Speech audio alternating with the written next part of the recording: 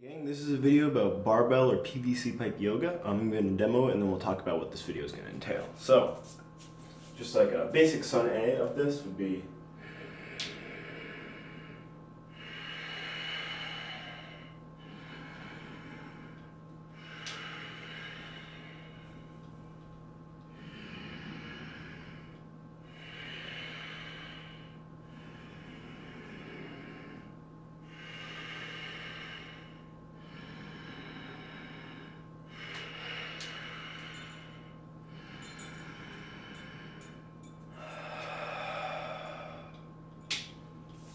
So, that was a sort of just a standing variation, and we can also go to the ground of this. So let's just talk about what this video is going to entail. I just demoed the movement. We're gonna go over the what, why, how, and when of PVC pipe or barbell yoga. Sort of a misnomer, but it conveys the idea pretty quickly. And we'll just go into detail about each point. So first thing we want to talk about is the what of this idea of barbell yoga. It is a blend of weightlifting, powerlifting, and yoga, or more of an unweighted, especially since we're using a PVC pipe. It's called barbell, but you know it's just more like barbell sport practice. And it is linking positions, breath, and doing so under no resistance, so unweighted. And I've been utilizing this as a tool for my weightlifting, and I think it's a very powerful tool for cultivating good positions, good alignment, and knowing what those positions feel like. It's really, really important to be able to hit these positions with just a PVC pipe, with no weight, with no resistance. So if you can't do a full snatch unless you have weight on the barbell, you probably can't really do a snatch. It's just it's forcing you into positions that you can't sustain mechanically by yourself. And also, because we have this PVC pipe, we can engage the shoulders in a much more powerful way, or a much more applicable way than in just yoga itself. And in terms of what we're trying to do is we're trying to master in the same way we do with normal yoga, where the first couple weeks, months of this, you're just learning the positions. You're just trying to figure out what is the hang position, what is the power position, and how do I hit, what do they feel like, how do I get engaged and aligned and well in each position. Then it's going to be, once you have the positions down, then as you transition from position to position to position, you're trying to link those positions with your breath. So making sure that you have good, solid control of your breath through as you transition from each movement to each movement. So you have that breath control. A lot of people tend to hold their breath and get really, really tight. And this is something that we borrow heavily from yoga.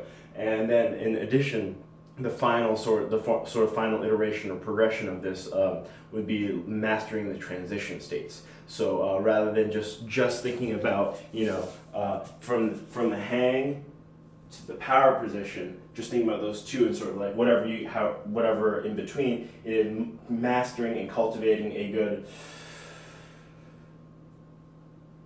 position all the way through, and treating each instance, each moment, each quantum of time as a separate position in and of itself. So it's not just that point A and point B. It's how do you get in between, and the infinite number of positions and points in between those. So making each the movement itself a position as an idea, and that's basically just why or what this will be. But the why is why should we do this? What is the point of it? What is the intention of PVC pipe yoga? And it's a very direct skill transfer. In yoga, you might be hitting the high lunge, which is this looks like the split jerk, like the receiving position of the split jerk, and that has pretty good skill transfer. Just to get into a lunge position, to get engaged, pull the floor, get engagement through the arms. But because you are doing it with your arms fully in space, you don't have an implement with which you can engage your shoulders in a much more directly skill transfer way, because this is what the barbell is shaped like. So this is what you want to be. This is how you want to be practicing. You don't want to run a marathon, and you don't want to do all your practice runs for a marathon in shoes you won't be running the marathon, and you want to do it in the same general way. So if you have a PVC pipe that is skinny enough, you can work on the hook grip and releasing the hook grip as you go overhead in the same way you would with a barbell or a normal weightlifting. Additionally, a big value of this is breath control, and that's something that, especially for weightlifters, you're only lifting a weight once, twice, maybe a triple if you're doing some cardio. Breath control is really important, and it's something that is incredibly overlooked for weightlifters, I feel, and especially for CrossFitters, especially since CrossFitters are the type of athletes that would link these movements repeatedly for over an extended period of time, like cycling, power cleans. This is something that where if you're not breathing, if you're not aware of your breath, it's really hard to perform as well as you can, get the most power output, which is what CrossFit tends to measure. And yoga does a really good job of that, but because it's not this literal same positions that you would be in for Olympic weightlifting or for a lot of CrossFit movements, you're not really focusing too much on the breath, and it's really hard for people to get that mindfulness of the breath during a workout as you move. But if it's like you're doing it with a PVC pipe, you've done thousands of reps, then that breath control is ingrained, and you don't even really have to think about it that much. You just need to put a little bit of focus on it, and boom, it's there. And additionally, this idea of greasing the groove, or getting your CNS, your central nervous system, engaged, and less effort to recruit all muscle fibers, all of the movers. This is an idea that it's like, what do you want to do? Do you want to do thousands of reps or hundreds of reps? And the reason why it's, when you do Olympic weightlifting, you might do, in a session, you might do a handful, maybe like 30, 40, 50 reps of a movement, of your movement. Let's say you're an Olympic weightlifter by sport. You are doing maybe like 50, 100 reps a day, that's great. It's nothing bad. But if you're, let's say, a rower, a crew, like an athlete that rows, you are doing the same stroke, the same movement thousands of times, tens of thousands of times in a practice session, and so that allows you to get an understanding and a flow of the movement much more than far fewer reps but heavier weight. This is trying to balance that heavy weight and low reps with high volume, high reps,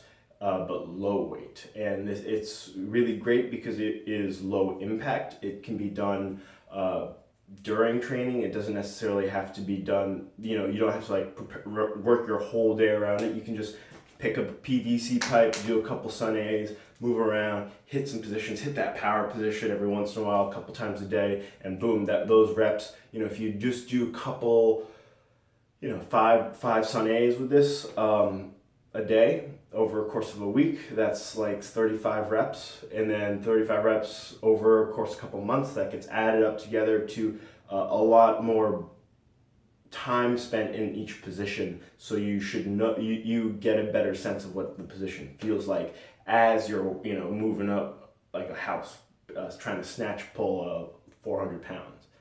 And this weighted versus unweighted allows you to do this consistently, and you don't need to like roll out afterwards. It's just something you can do. Just get the blood moving.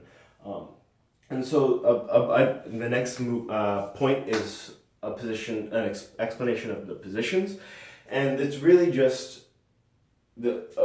so you can have a powerlifting focus or you can have a weightlifting focus, but basically it's just barbell movements. So let's say we're starting from the starting position of the snatch, and additionally with this you can, of course, go from the snatch grip to the clean grip, but you hit the hang from the side. That's shoulders over the bar, shins pretty vertical, butt kicking out, hamstrings fully loaded. Then you sweep forward to the power position, and your body is nice and vertical. Knees are pushing out wide as they can, not caving in. From there, you do the triple extension point, scarecrow, and then if you want to add a little bit of explosion or movement to this, which is highly recommended, is you can also get some dynamic movement by dropping, standing, resetting the feet. You can jerk up from here. You can do some back bends. Inhale as you twist. Trying to keep the hips square.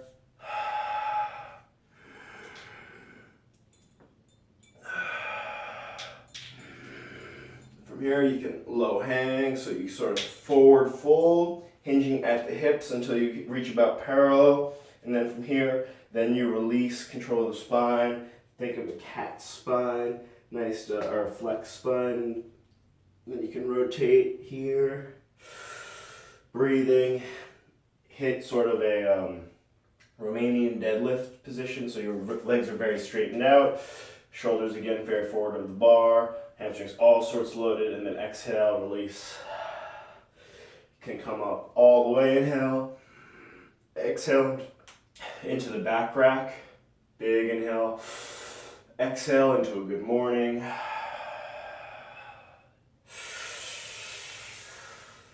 Dip drive. Exhale as you go into the front rack. And then exhale down the hang. Bring it all the way down to the starting position. And exhale, relax. Just something like that. Just playing around. And this is really not something formalized. This is just playing around with positions and your breath.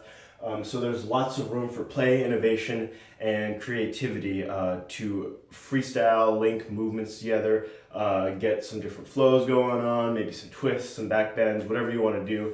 And additionally, you can also go to the ground with this. You just, you would go from like the forward fold, inhale to the Romanian deadlift position, exhale, put the PVC pipe down, hands down, then you can kick back to a plank. Inhale, do a vinyasa if you want, all sorts of stuff.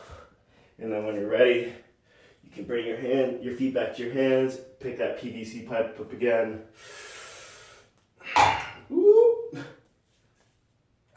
And go overhead as well. So whatever works for you, sorry about that.